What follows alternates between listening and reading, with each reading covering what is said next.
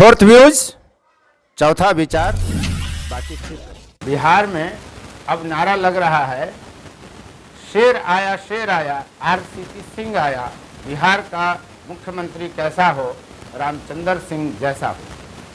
तो क्या बिहार में खेला होने वाला है? इस वीडियो से पहले भी हमने आपको इस तरह का वीडियो दिखाया था कि क्या बिहार में खेला होगा, और उपेंद्र कुशवाहा का बयान था। ताज़ा विवाद अब यह है कि बिहार में खेला होने की संभावना बढ़ गई है। क्या बिहार में सीएम बदले जाएंगे? जी, आज इसी मुद्दे पर मैं बात करूंगा। मैं उपेंद्र कश्यप, फोर्थ व्यूज में आपका स्वागत करता हूं। पूरी तरह राजनीति, आपको याद होगा अभी कुछ दिन पहले ही बिहार में यह चर्चा बना था कि क्या तेजस्वी यादव ने भाजपा से मिलकर बिहार में सरकार बनाने का प्रयास किया था। इस पर काफ़ी लंबी बहस चली थी। लोगों का ये मानना था कि जब भाजपा ने इनकार कर दिया तो तेजस्वी यादव भाजपा के खिलाफ हो गए।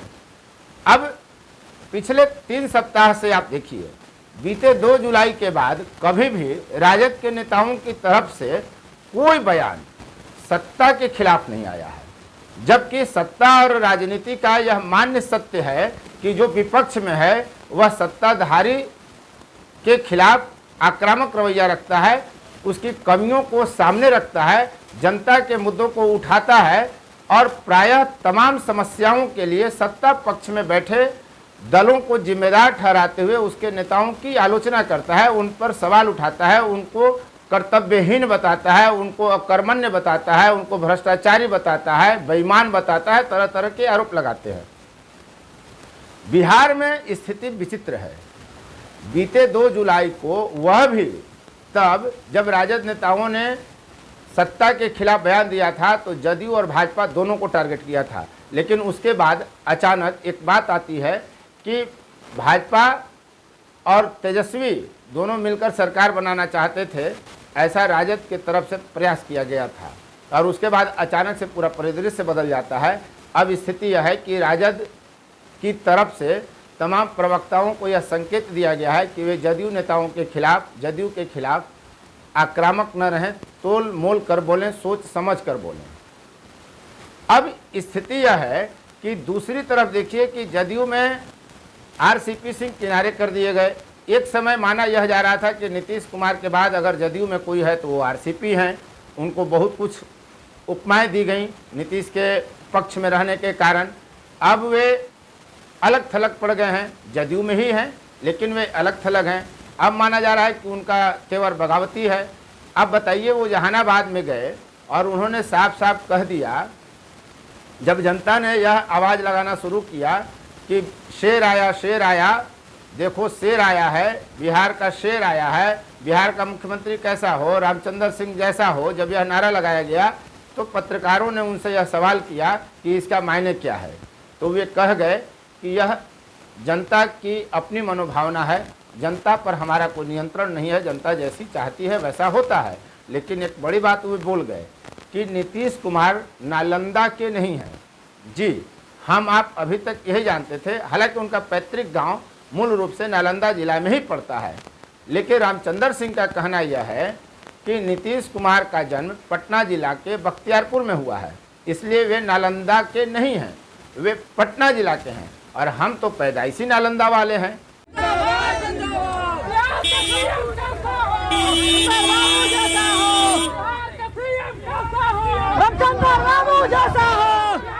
जहाँ है मैं वहीं पैदा लिया हूँ।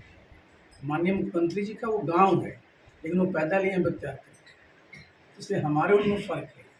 वही नालंदा जहाँ विश्वविद्यालय का खंडहर है, जो विश्वविद्यालय वर्ल्ड लेवल पर फेमस रहा है, विश्व में प्रतिष्ठित रहा है नालंदा का विश्वविद्यालय, उसी नालंदा से मैं हूँ। मतलब रामचंद्र सिंह कह रहे हैं कि मैं नालंदा से हूँ। इस कहने का आशय क्या है, वो क्या बताना चाहते हैं? दरअसल यह सर्वमान्य सत्य है कि नालंदा जदयू का गढ़ है और वहाँ कुर्मी जाति की संख्या काफ़ी है, इसीलिए नीतीश कुमार के कारण जदयू का वह गढ़ रहा, जदयू को वहाँ से अधिक सीटें मिलती रही हैं। परोक्ष रूप से क्या आरसीपी यह कहना चाह रहे हैं कि जदयू पर मेरी पकड़ अधिक है, जदयू पर मेरा अधिकार अधिक है, जदयू पर जो कुर्मी जाति है उसका अधिकार अधिक है, इसलिए वे बार बार जनता के बीच जा रहे हैं और जनता के बीच जाने की बात आरसीपी सिंह कह रहे हैं। अब दूसरी तरफ मामला यह है कि राजद के प्रदेश अध्यक्ष जगदानंद सिंह है, वे ये कह गए कि नीतीश कुमार अपनी पार्टी का जदयू को जो है वो राजद में मर्ज कर दें, विलय कर दें और तेजस्वी यादव को वो मुख्यमंत्री मान लें। विचित्र स्थिति है।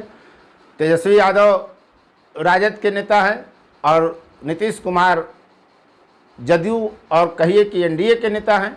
दोनों का फेस वैल्यू अलग रहा है। बीते चुनाव में दोनों अपने अपने गठबंधन के आमने सामने मुख्यमंत्री के दावेदार थे, जो जीतेगा वही मुख्यमंत्री बनेगा। नीतीश कुमार जीते और वे मुख्यमंत्री बन गए, हालांकि उन्होंने मुख्यमंत्री बनने से इनकार भी किया था, लेकिन भाजपा ने कहा कि नहीं, हमारा चेहरा चूँकि मुख्यमंत्री का घोषित चेहरा नीतीश कुमार हैं, तो सीटें कम आना, छोटा भाई बड़ा भाई बन जाए और बड़ा भाई छोटा भाई बन जाए, तब भी मुख्यमंत्री नीतीश कुमार रहेंगे, और उन्होंने इस बात को स्वीकार किया और वो मुख्यमंत्री बने।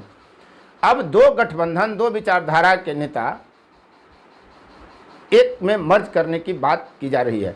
क्या यह संभव है कि राजद और जदयू एक में मर्ज कर जाए? अब इस सवाल पर जब उपेंद्र कुशवाहा से पूछा जा रहा है, संसदीय बोर्ड के अध्यक्ष हैं और जदयू में बड़े कद के नेता हैं, हालांकि जदयू से कई बार वो बाहर निकले हैं फिर जदयू में आए हैं।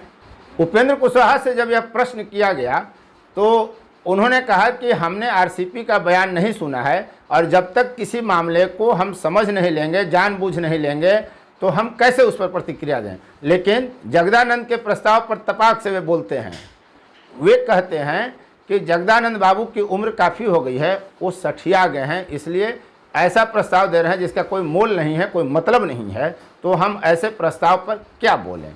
को नहीं मालूम जिस घटना की आप जानकारी दे रहे हैं कि इसके पहले हमको जानकारी नहीं थी, अभी आप बता रहे हैं तो बिना सब कुछ जाने हुए हम कैसे कुछ बोल रहे हैं। फालतू ऑप्शन का क्या मतलब है? जगता बाबू अब इतनी उम्र हो गई ना उनकी, ज़्यादा उम्र होने पर आदमी सटिया कर कुछ बोलते रहता है, उसी तरह का स्टेटमेंट है यह। इससे ज़्यादा क्या उस पर कहा जाए।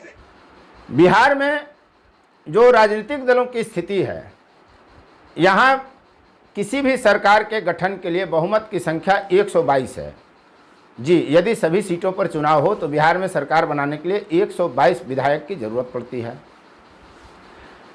एनडीए के पास 127 विधायक हैं, जिसमें भाजपा के पास 77 है, जो बिहार में सबसे बड़ा दल था 2020 के विधानसभा चुनाव के बाद। लेकिन बाद में जब AIMIM के विधायक राजद में चले गए तो राजद 80 विधायकों के साथ अब बिहार में बड़ी पार्टी है। तो एनडीए में भाजपा के पास 77 सीट है, जदयू के पास 45 सीट है, यही मिलाकर अकेले 122 सीट है, तो किसी की ज़रूरत है नहीं। लेकिन इसके अलावा भी हम के पास 4 हैं, निर्दलीय 1 है।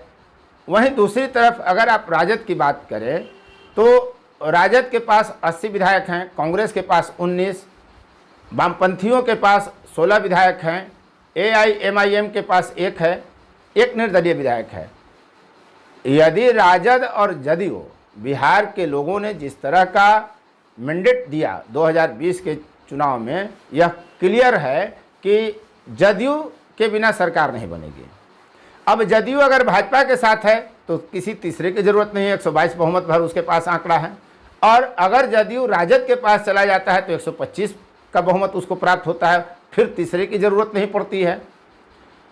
तो आज भाजपा और जदयू में खटपट की भी सूचनाएं आते जाते रहती हैं। कई बार तो यह बात भी आई कि क्या नीतीश कुमार को केंद्र में ले जाकर बिहार में किसी और को मुख्यमंत्री बनाया जाएगा।